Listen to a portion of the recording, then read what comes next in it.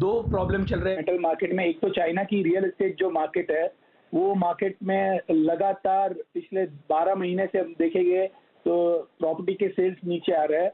और सामने जो प्रॉब्लम है वो कोविड रिस्ट्रिक्शंस एक के बाद एक सिटीज में आ रहे हैं। सो ऐसे माहौल में मेटल्स की डिमांड जो 45 to 50% कंजम्पशन चाइना से होता है, वो डिमांड नहीं आ रही है, वो डिमांड कम है, तो उसके कारण मेटल चल नहीं पा रहे हैं। सो जब चाइना की गवर्नमेंट ये जीरो कोविड पॉलिसी का मैंडेट हटा देती है, वहां से आपको एक अच्छा बाउंस मेटल में देखने मिलेगा। बट मैं बहुत ज्यादा तेजी में नहीं हूँ। मुझे लग रहा है फर्स्ट हाफ ऑफ 2023 में जब चाइना ये करेगा या फेड अपनी पॉलिसी में रेट हाइक करना बंद करेगी, वहां से मेटल्स में एक बाउंस आएगा। लंबी तेजी के आसार नजर नहीं आ रहे कोई भी मेटल्स में, क्योंकि चाइना पहले की तरह ग्रो नहीं होने वाला है और there is nobody in the world which can replace Chinese demand. So 45 to 48% of the demand comes from China. तो जब चाइना जीरो कोविड पॉलिसी के रिस्ट्रिक्शन हटाएगा, सब मेटल्स में 5 से 8% का बाउंस आएगा। बट मेटल का आउटलुक तेजी का नहीं नजर आ रहा है। ऑलराइट, थोड़े से इफ्स एंड बट्स हैं वहां पर और 7 से 8% की बढ़त की उम्मीद, लेकिन वो भी तब अगर चाइना यहां पर अपनी जीरो कोविड पॉलिसी को कम करता है। आप कैसे देखते हैं इसे अनुज, और आपकी कोई टॉपिक यहां पर मेटल्स में आने वाले 1-2 क्वार्टर्स के लिए? मुझे लगता है कि बेस मेटल में आपको एक बाउंस बैक देखने को मिल सकता है, क्योंकि जिस तरीके से आगे ऑप्टिमिज्म दिख रहा है इक्विटी मार्केट में, या फिर अगर हम देखें तो इंडस्ट्रियल एक्टिविटी में हमने अभी रिसेंटली डेटा भी काफ़ी अच्छे आते हुए देखे हैं। तो मुझे लगता है कि नेक्स्ट क्वार्टर में आपको एक अच्छा बाउंस बैक बेस मेटल में देखने को मिल सकता है। पर्टिकुलर अगर हम बात करें कॉपर या जिंक की, तो मुझे लगता है कि अगर हम बात करें मार्च तक या दिसंबर तक भी देखें, तो मुझे लगता है कि एक अपसाइड मोमेंटम कॉपर या जिंक में आपको देखने को मिलेगा। हमें तो बाय कॉल यहाँ पे रहेगा। हमें लगता है कि कॉपर में अगर हम वेरी शॉर्ट टर्म बात करें इंट्राडे पर्सपेक्टिव से, तो 660 तक के लेवल आपको देखने को मिल सकते हैं। और अगर हम बात करें दिसंबर तक, तो मुझे लगता है कि अगेन 680 तक के लेवल आपको कॉपर में देखने को मिल सकते हैं। और अगर मार्च तक भी देखें, तो मेरा व्यू है कि एटलीस्ट 700 तक के लेवल आपको कॉपर में देखने को मिल सकते हैं। सिमिलरली जिंक के अंदर भी हमारा मानना है कि अगेन प्राइजेस 300 तक के लेवल आपको नेक्स्ट क्वार्टर तक देखने को मिलेंगे। मेरा मानना है कि डिमांड फैक्टर यहाँ पे काफी ज्यादा रोल प्ले करेगा, और जिस तरीके से federal bank interest rates lower करेगा, तो उससे काफी हद तक दोबारा से इंडस्ट्रियल एक्टिविटी को एक सपोर्ट आता हुआ दिखाई देगा। तो वहां पर हमें एक अच्छे खासा बाउंस बैक कॉपर और जिंक में देखने को मिल सकता है। तो हमारा बाय कॉल रहेगा नेक्स्ट क्वार्टर के लिए। ऑलराइट, तो वो 2 metals on top of the pick है यहाँ पर, लेकिन बात अब यहाँ पर एनर्जी की भी कर लेते हैं। और नवीन, माना ये जा रहा है, और जो गोल्डमैन सैक्स की रिपोर्ट है वो ये मानती है कि अगले 12 महीने यहाँ पर कच्चे तेल में तेजी बरकरार रह सकती है। ऑफकोर्स उठापटक यहाँ पर जरूर रहेगी, लेकिन ओवरऑल अगले 6 से 12 महीने में एक पॉजिटिव रिटर्न हम क्रूड में आता हुआ देखेंगे, अगर आप उसे पोर्टफोलियो में ऑन द बाय साइड लेते हैं। आपका क्या व्यू है?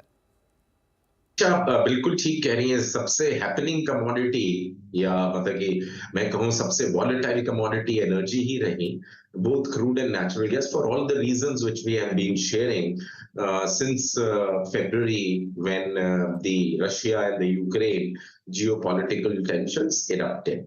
मेरा मानना ये है कि अगला साल जो होगा वो इतना हॉकिश नहीं होगा मॉनेटरी टाइटनिंग के पर्सपेक्टिव से अक्रॉस द वर्ल्ड, क्योंकि सारे सेंट्रल बैंक्स ने फ्रंट लोड कर दिया है जितना इंटरेस्ट रेट्स बढ़ाना है। और जहां तक कुणाल की बात है, उससे मैं कुछ हद तक सहमत हूं कि when the monetary tightening would be close down to an extent and the inflation gets under control, the federal reserves and the central banks will not be worried about inflation. So economy एक soft landing हो सकता है 2023 तक, but उसके बाद एक तेजी ही आएगी। और बीच में मुझे लगता है first half of the year in 2023 के बाद भी तेजी आ सकती है। So I think the crude has been a very performer. The WTI crude in 2021 gave 55% of returns in dollar terms, I'm saying. Why to date? Because 130 का भाव भी था और हमने देखा नीचे आते हुए भी तकरीबन $90 के आसपास। So WTI is 12.5% of the plus, and even on the month to date it is 6.5% in dollar terms for the WTI. तो मुझे लगता है करना तो वैसे सेल ऑन राइज ही चाहिए, थोड़ी सी तेजी आ सकती है, but we are looking forward for a neutral, a kind of a range in crude dollar terms to an extent of 85 $200 or $203, and the WTI and the Brent would be another $6 ahead on $90 to $110 or so. So अगर किसी को काम भी करना है intraday तो cell करिए rice पे, 1-2 दिन तक रख सकते हैं ये position on around the November contract of the MCX can be sold around 7,050 levels. You can put the stop loss at 7,150 and targets would be 6,850 per barrel. Natural gas looks to be positive because of the winter season, although what we are seeing आंकड़े जो हैं वो यही बता रहे हैं मनीषा के जो स्टोरेज कैपेसिटी है यूरोपियन यूनियन की वो तकरीबन 90% तक, कुछ देश का तो 100% हो गया, पर overall average it is 90% full. So I think it will not be too much of the worry as far as this winter is concerned.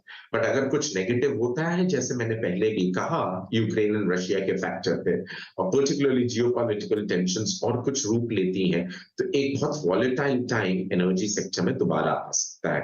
But we would recommend to buy the energy the natural gas contract on MCX for October. Dips पे buy करना चाहिए मनीषा 420 के level के आसपास.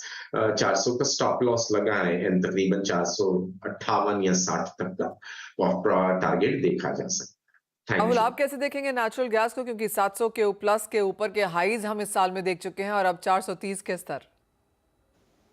Definitely Manisha देख रहे हैं कि नेचुरल गैस में ऑलमोस्ट हमने 30-35% का फॉल अप हाई लेवल से आते हुए देखा है and 400 is the very good support for the natural gas. और हमें जो लगता है कि जो क्रूड एंड नेचुरल गैस के प्राइस डाउन आए हैं, हमें लगता है कि मिड टर्म इलेक्शन जो यूएस में 8 और 9 नवंबर को है उसके वजह से ये कूल डाउन देखने को मिला है. बट आफ्टर दैट हमें लगता है कि फिर से एक डिमांड एंड जंप हम दोनों ही एनर्जी पैक में देखने को मिल सकते हैं. आज के लिए यदि हम बात करें तो आज हमें भी लगता है कि बाइंग और डीप की स्ट्रेटेजी नेचुरल गैस के साथ करना चाहिए. 415-420 के बीच में हमने बाय करना चाहिए. 405 का एक स्टॉप लॉस रहेगा एंड 438 to 445 तक के हमें टारगेट देखने को मिल सकते हैं आने वाले 1 से 2 दिनों में. ऑलराइट, यानी कि नियर टर्म तो तेजी है ही और लॉन्गर टर्म में भी एनर्जी पैक में भी आपको खरीदारी करके ही यहाँ पर काम करना है. बात अब एग्री की कर लेते हैं, क्योंकि यहाँ पर भी बहुत ज़्यादा मूव्स हमने आते हुए देखे हैं. अगर आज की ही बात करें, पिछले एक हफ्ते की बात करें, तो चाहे वो रबर है, कॉटन है, शुगर है, चाय है, गेहूं है, चावल है, मक्का है, इन सब में अच्छी सी उठापटक, वॉलेटिलिटी और वॉल्यूम्स भी आते हुए नजर आई हैं. कैसे देखते हैं आप अनुज, और आपकी एक वो टॉप पिक एग्री स्पेस में कहाँ होगी? देखिए मनीषा जी, यूजुअली ग्वार ही हमारा टॉपिक रहेगा, जो कि मैं लास्ट वीक भी डिस्कस किया था. वहाँ से आज हम देखें तो करीबन 0.5% बढ़ा हुआ है. तो ग्वार क्योंकि आप देखेंगे इस बार ग्वार की जो डिमांड है, एक्सपोर्ट डिमांड गम की, वो यहाँ पर बढ़ सकती है, क्योंकि जो कंट्रीज हैं वो धीरे धीरे एनर्जी के ऊपर शिफ्ट होती हुई दिख रही है. तो एक्सप्लोरेशन के लिए ग्वारगम की रिक्वायरमेंट रहेगी और हमने देखा भी है कि काफ़ी एक्सपोर्ट डिमांड भी बढ़ी है. तो ग्वारगम ग्वार स्ट्रीट कॉम्प्लेक्स जो है वो मुझे लगता है कि पॉजिटिव रहेगा. यहाँ पर हमारा व्यू की खरीदारी करना चाहिए. हमें लगता है कि दिसंबर तक इसमें अगेन हम 4,900 5,000 तक के लेवल ग्वार स्ट्रीट में देख सकते हैं. तो आने वाले 2 महीने मुझे लगता है कि पॉजिटिव रहेंगे और ग्वार स्ट्रीट के अंदर खरीदारी का ट्रेड बना के चला जा सकता है. ऑलराइट, खरीदारी यहाँ पर गुआर में करनी चाहिए. इस साल में ये माना जा रहा है कि गुआर आपको काफी बेहतरीन रिटर्न दे सकता है ओवरऑल एग्रीकल्चर स्पेस में भी. जाते जाते कुणाल, आपकी भी एक टॉपिक लेना चाहेंगे एग्री स्पेस में, अगर कोई हो तो क्या होगी? जी, मेरी राय में टर्मरिक में बाइंग करनी चाहिए. टर्मरिक मुझे अच्छा लग रहा है फंडामेंटली, और टर्मरिक के प्राइस धीरे धीरे आपको 9,500 के लेवल्स दिखा सकते हैं.